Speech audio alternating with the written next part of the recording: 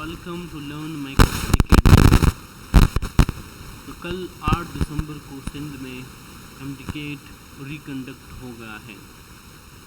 सक्कर IBA university ने इस test को सुपरवाइज किया था और सीबा टेस्टिंग एजेंसी ने इस टेस्ट को कंडक्ट कर लिया है। तो कल के टेस्ट में आने वाले एमसीक्यूज़ को डिस्कस करेंगे और जानेंगे कि उसके करेक्ट ऑप्शंस क्या है। तो चलिए शुरू करते हैं इस लेक्चर को। तो सबसे पहले अगर बायोलॉजी के एमसीक्यूज़ की बात करें तो पहला क्वेश्चन है कि CD4 receptor site is found in all type of cell except. सवाल में पूछा गया है कि CD4 रिसेप्टर साइट इन चारों में से कौन सा ऐसा ऑप्शन है जिसमें नहीं पाया जाता। तो हेल्पर टी सेल में भी CD4 रिसेप्टर साइट मौजूद है, MHCH में भी मौजूद है, इसके अलावा सप्रेसर टी सेल में भी मौजूद है। लेकिन ऑप्शन नंबर सी जो है ब्रेन सेल में CD4 रिसेप्टर साइट मौजूद नहीं होता। तो option number C is the correct option. Next question है, a Russian scientist discovered that certain diseases could be transmitted by an agent that could pass through a very fine filter which is called dash। तो देखिए Russian scientist ने ये कहा था कि certain disease जो है वो पास होते हैं through a fine filter paper, और फिल्टर पेपर का नाम था पोर्सिलिन फिल्टर पेपर, और उसको कहते हैं वायरसेस। क्या viruses? Option number D is the correct option. Next question है, example of reverse transcribing diploid single stranded RNA viruses are. एक ऑप्शन है हेपेटाइटिस बी, दूसरा है HIV, तीसरा है रेबीज और चौथा है चिकन पॉक्स। तो वो वायरस जो रिवर्स ट्रांसक्रिप्शन करता है, डिप्लॉयड है और सिंगल स्ट्रैंडेड आरएनए जिसमें मौजूद है, that is HIV, H human immunodeficiency virus is the correct option. Next question है, viruses are called non cellular infection entities because. सवाल में पूछा गया है कि वायरसेस को क्यों नॉन सेलुलर इन्फेक्शन एंटिटीज कहते हैं, या हम ये भी कह सकते हैं कि वायरसेस क्यों नॉन सेलुलर है। तो एक ऑप्शन है they are pathogens and cause infection, तो ये ऑप्शन तो नहीं है। दूसरा है they can replicate inside as well as outside the living cell, तो ये ऑप्शन जो है this is the living characteristic of the virus is not the non cellular. तीसरा ऑप्शन है they cause infection and can only replicate inside the living cell, और चौथा option है they have capacity to infect the host. तो viruses जो है वो non cellular है क्योंकि वायरसेस जो है एक तो वो इन्फेक्शन काज करते हैं और दूसरा they can only replicate inside the living cell, ये सेल के बाहर रेप्लिकेट नहीं करते। तो ऑप्शन नंबर सी जो है this is the correct option. Next question है, which statement is correct about the glycolysis process? 2 ATP are produced and 2 ATP are consumed। दूसरा ऑप्शन है 1 ATP is produced and 2 ATP are consumed। तीसरा option है 2 ATP are produced and 1 ATP are consumed, और चौथा option है 4 ATP are produced and 2 ATP are consumed। देखिए अगर glycolysis की बात की जाए तो आपको पता है कि ग्लाइकोलिसिस का जो प्रिपरेटरी फेज होता है, कौन सा? प्रिपरेटरी फेज में 2 ATP कंज्यूम होते हैं। क्या होते हैं? कंज्यूम होते हैं। जबकि ग्लाइकोलिसिस का जो ऑक्सीडेटिव या पे ऑफ फेज है, ऑक्सीडेटिव या पे ऑफ फेज, उसमें 4 ATPs बनते हैं, मतलब 4 ATPs आर प्रोड्यूस। तो अगर इस सूरत में देखा जाए तो इसका जो करेक्ट ऑप्शन है वो है ऑप्शन नंबर डी, यानी 4 ATPs are produce and 2 ATPs are consumed. लेकिन सीबा टेस्टिंग एजेंसी ने रात को जो आंसर कीज अपलोड किए हैं उसमें इस क्वेश्चन का यानी क्वेश्चन नंबर 5 का जो करेक्ट ऑप्शन है that is option number A, 2 ATP are produce and 2 ATP are consumed. तो आई डोंट नो कि उन्होंने ऑप्शन नंबर ए को क्यों करेक्ट किया है। देखिए 2 ATP प्रिपरेटरी फेज में यूज़ हुए हैं जो बाद में इससे माइनस होते हैं और ये 2 ATP में कन्वर्ट हो जाते हैं, यानी नेट गेन 2 ATPs का होता है। तो फिर इनको चाहिए था कि ये ऑप्शंस में ये लिखते कि what is the net gain of glycolysis, तो फिर वो 2 ATP होते हैं। लेकिन चलिए इन्होंने ऑप्शन नंबर ए को करेक्ट किया है तो हम भी ऑप्शन नंबर ए को करेक्ट कर लेते हैं। वो स्टूडेंट जिन्होंने पेपर में ऑप्शन नंबर डी को करेक्ट किया है तो उन्होंने अपने कॉन्सेप्ट के मुताबिक सही ऑप्शन को करेक्ट किया है। नेक्स्ट क्वेश्चन है, during the light dependent phase of photosynthesis the water molecule is broken down into. एक ऑप्शन है 2 hydrogen 2 electron and half oxygen, दूसरा है 4 हाइड्रोजन 4 इलेक्ट्रॉन और 2 ऑक्सीजन, तीसरा ऑप्शन है 2 हाइड्रोजन 2 इलेक्ट्रॉन और 2 ऑक्सीजन, और चौथा ऑप्शन है 4 हाइड्रोजन 2 इलेक्ट्रॉन और 4 ऑक्सीजन। तो आपको पता है कि लाइट डिपेंडेंट फेज फोटोसिंथेसिस के दौरान वाटर मॉलिक्यूल जो है इसकी ब्रेकडाउन होती है into 2 hydrogen 2 electrons and half oxygen. तो option number A is the correct option. कौन सा? Option number A. Next question है, ATP is best defined as. ATP की क्या डिफिनीशन हो सकती है? एटीपी जो है it is the energy currency यानी एडेनोसिन ट्राइफॉस्फेट। इसकी डिफिनीशन अगर मैं आपको आसान अल्फाज में बताऊं तो इसकी डिफिनीशन कुछ यूँ होगी कि एटीपी में मौजूद जो एनर्जी होती है वो रिलीज़ हो जाती है जब एटीपी से एक फॉस्फेट को रिमूव कर दिया जाए, यानी एडेनोसिन डाइफॉस्फेट और एक फॉस्फेट बन जाए तो इस एटीपी में मौजूद एनर्जी रिलीज़ हो जाती है। तो ये एटीपी की डिफिनीशन है। तो इस अब ऑप्शंस में ढूंढे, ऑप्शन नंबर डी जो है the molecule that release energy when the phosphate molecule is removed. तो option number D is the correct option. Next question है, erythrose is a type of monosaccharide which is commonly known as. Erythrose जो है इसको commonly कहा जाता है tetrose. क्या? Tetrose. Option number B is the correct option. Next question है, the hypothalamus produce the signalling molecule like. Hypothalamus इन चारों में से कौन सा सिग्नलिंग मॉलिक्यूल प्रोड्यूस करता है? एक ऑप्शन है ग्रेंजाइम, दूसरा है स्पर्मीन, तीसरा है पायरोजिन और चौथा है प्रोस्टाग्लैंडिन। तो आपको पता है कि हाइपोथैलेमस जो है it produces prostaglandin. Option number D is the correct option. Next question है, in electron transport chain the ultimate electron acceptor is. एक ऑप्शन है NADH, दूसरा ऑप्शन है NADH, तीसरा है ऑक्सीजन और चौथा है साइटोक्रोम कॉम्प्लेक्स। तो इलेक्ट्रॉन ट्रांसपोर्ट चेन में जो अल्टीमेट इलेक्ट्रॉन एक्सेप्टर है that is oxygen. Option number C is the correct option. Next question है, following are the viral diseases accept. इन तीनों में से कौन से वायरल इन चारों में से 3 वायरल डिजीज है जबकि एक नहीं है, तो वो कौन सा है? सबसे पहले हेपेटाइटिस, ये वायरल है।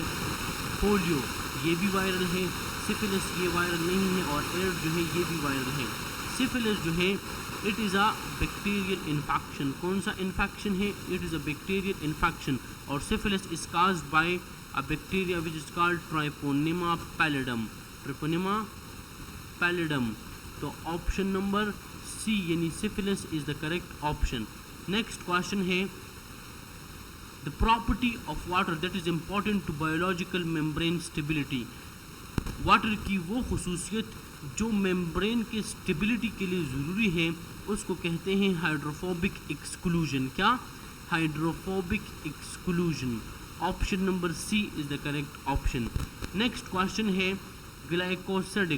Glycosidic linkage between glucose and fructose is. एक ऑप्शन है अल्फा 1, दूसरा है बीटा 2, तीसरा है अल्फा 1, चौथा है बीटा 4 और तीसरा ऑप्शन है अल्फा 1 अल्फा 4 और चौथा ऑप्शन है बीटा 1 4। तो देखिए ग्लूकोज और फ्रक्टोज जो है ये दोनों मोनोसेक्राइड हैं। ये जब कंबाइन होते हैं दे फॉर्म सक्रोज। क्या? They form sucrose. और ग्लूकोज और फ्रक्टोज के बीच में जो ग्लाइकोसिडिक लिंकेज होता है that is what? That is alpha 1 and beta 2 glycosidic linkage. कौन सा? alpha 1 beta 2. Option number A is the correct option. Next question है cyclic photophosphorylation is stimulated by. तो साइक्लिक फोस्फोराइलेशन जो है ये कब स्टिमुलेट होता है? जब NADPH का लेवल ज़्यादा हो जाए और हमें ATP चाहिए होती है, तो it stimulate cyclic photophosphorylation. Option number B is the correct option. Next question है the process by which one glycerol molecule is linked with 3 fatty acid by the esterification molecule is known as. तो esterification molecule जो है जो glycerol molecule को link करता है with 3 fatty acid, that is acyl glycerol. क्या? Acyl glycerol. Option number A is the correct one. Next question है the layer of the plant cell wall formed at the time of cytokinesis. Straight forward question है. Cytokinesis के time पर plant cell wall sorry cytokinesis के time पर plant cell wall का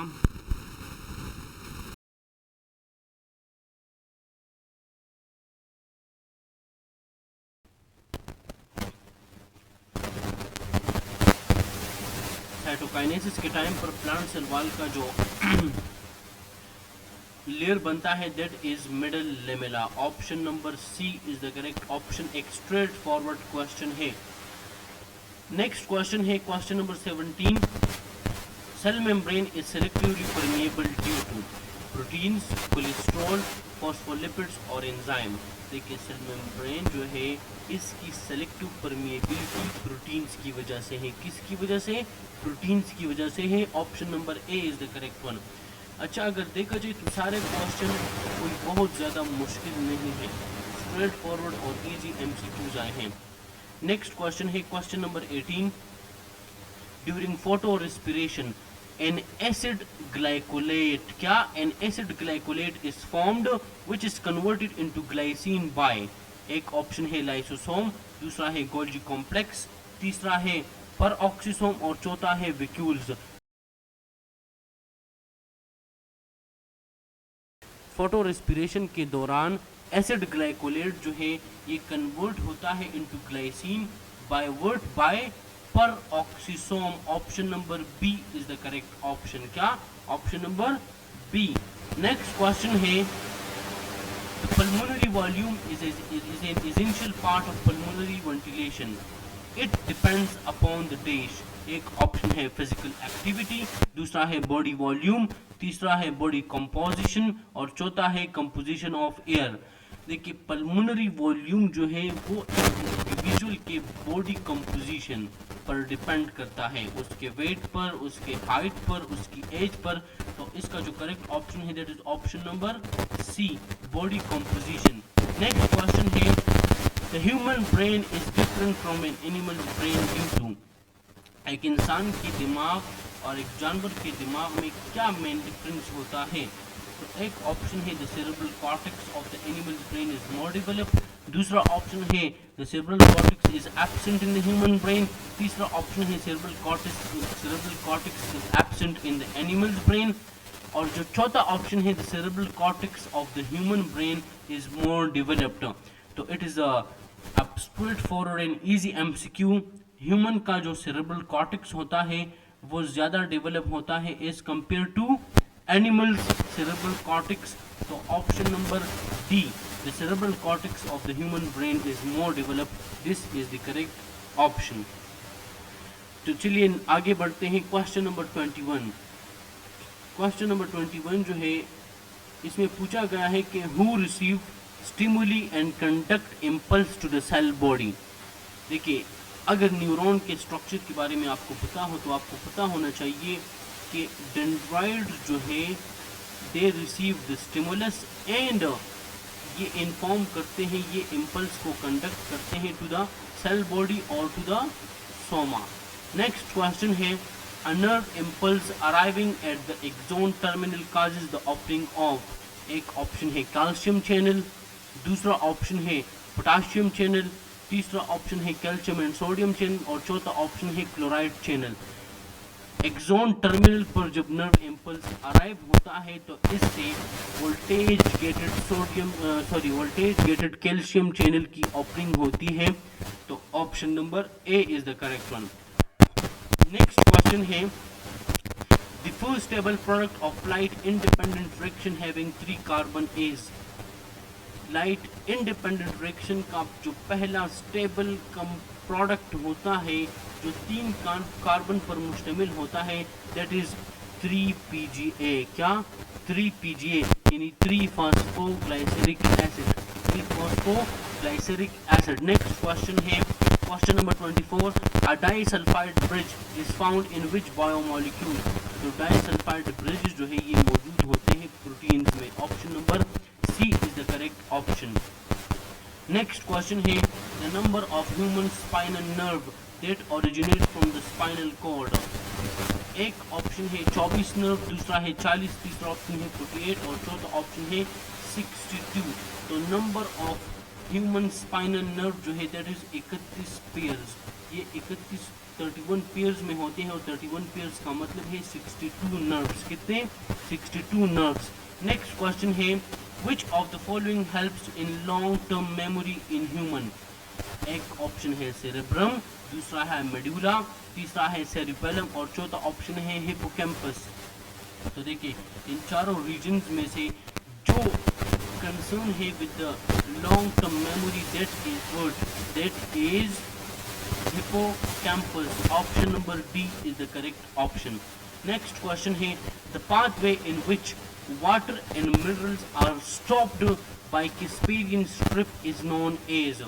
अब इसके ये जो ऑप्शन है दे आर irrelevant। तो स्टूडेंट्स ने इन चारों में से जो भी ठीक किया हो या अगर इस क्वेश्चन को अटेम्प्ट ही ना किया हो तब भी उसको इस क्वेश्चन के मार्क्स मिलेंगे। क्यों? क्योंकि इसके ऑप्शंस irrelevant हैं, गलत हैं।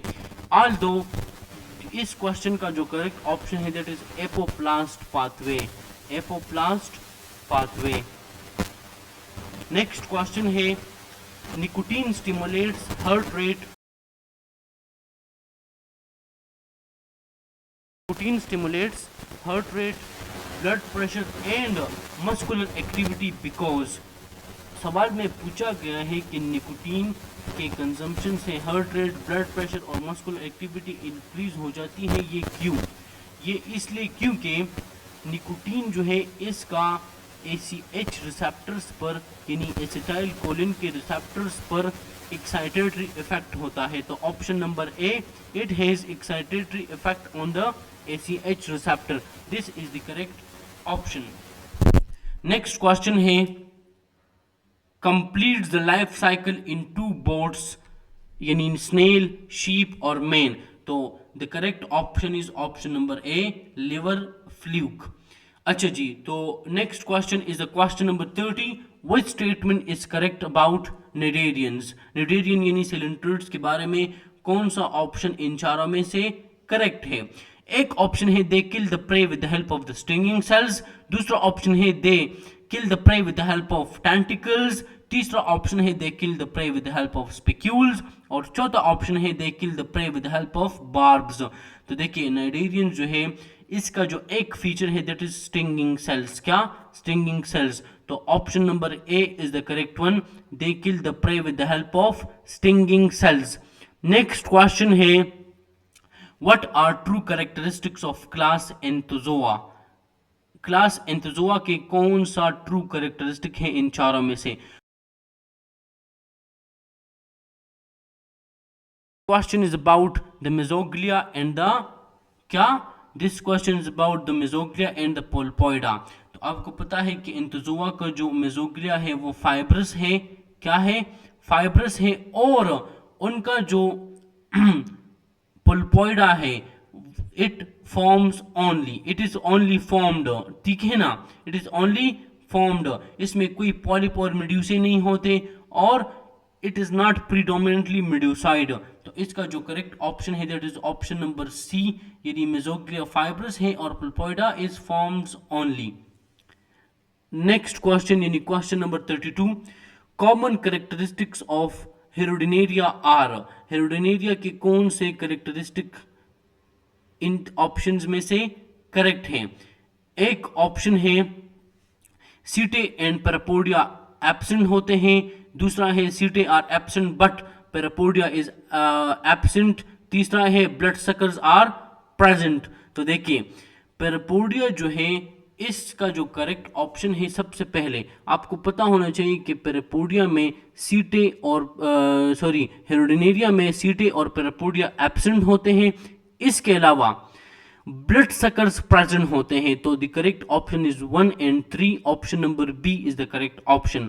नेक्स्ट क्वेश्चन है the flatworm that's the endoparasite of human, वो फ्लैटवर्म जो ह्यूमन का एंडोपैरासाइट है वो इन चारों में से कौन सा है? वो फ्लैटवर्म जो ह्यूमंस का एंडोपैरासाइट है दैट इज टेनिया, क्या? Taenia, option number C is the correct one. Next question है which statement about enzyme is essential in the Locke and Key hypothesis? देखिए लॉक एंड की हाइपोथेसिस ने ये कहा था कि ईच के एंजाइम्स के मॉलिक्यूल्स का जो शेप होता है वो रिजिड या डिस्टिंक्ट होता है। तो ऑप्शन नंबर ए जो है enzyme molecule each have a distinct shape, this is the correct option. Next question है the oxygen transported through the blood plasma is about, तो एक बहुत ही आसान सा क्वेश्चन ये है कि ब्लड प्लाज्मा जो है ये 3% ऑक्सीजन को ट्रांसपोर्ट करता है। नेक्स्ट क्वेश्चन है penicillin is a kind of antibiotic which works on, penicillin जो है इट, अगर आप लोगों ने एंजाइम इनहिबिशन पढ़ा है, it is a competitive inhibitor, क्या? It is a competitive inhibitor, option number D is the correct one. Next question है Which of the following is not a specific immune response? इन चारों में से which of the following is not a specific immune response? कौन सा specific immune response नहीं है? तो देखिए HCl जो है ये भी एक स्पेसिफिक रिस्पॉन्स है, म्यूकस बी और स्पर्मीन में, जबकि option number B T cell जो है it is not a specific immune, it is a non specific response नहीं है, it is a specific response है ये। नेक्स्ट क्वेश्चन है the system that drains blood back from the body to circulatory system is, वो system जो blood को drain करता है इनटू द सर्कुलेटरी सिस्टम उसको कहते हैं lymphatic system, option number A is the correct one. Next question है the most abundant type of WBCs that reach rapidly at the site of infection are, तो वो WBC जो सबसे पहले rapidly पहुंचती है at the site of infection that is neutrophils, option number A is the correct one. Next question है the example of carnivorous plants is, एक option है फुनेरिया हिग्रोमेट्रिका, दूसरा है पोलिपोडियम ग्लाइकोरिजा, तीसरा है पिनस गिरडेनिया और चौथा है डीनिया मिस्किपोला। तो वो कार्निवोरस प्लांट जो इन चारों में से करेक्ट है that is option number D, dionaea muscipula. Next question है the Casparian strip is present in, एक ऑप्शन है एपिडर्मिस लेयर, तीसरा है एंडोडर्मिस लेयर, तीसरा है जाइलम लेयर और चौथा है फ्लोएम लेयर। तो कैस्पेरियन स्ट्रिप जो है ये मौजूद होते हैं in the endodermis layer, option number B is the correct one. Next question है the thoracic cavity separated from the abdominal region is, आपको पता है कि thoracic cavity और abdominal cavity के बीच में जो इंपॉर्टेंट चीज है जो इन दोनों कैविटीज को सेपरेट करती है दैट इज द डायफ्राम, और diaphragm is a respiratory muscle.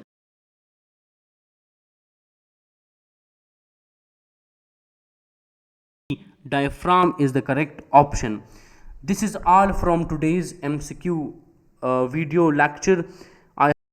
ने ये करेक्ट ऑप्शंस देख लिए हैं। मज़ीद जो MCQs आए थे इंग्लिश के और लॉजिकल रीजनिंग पे उस पे भी वीडियो अपलोड हो जाएगी। Thank you so much.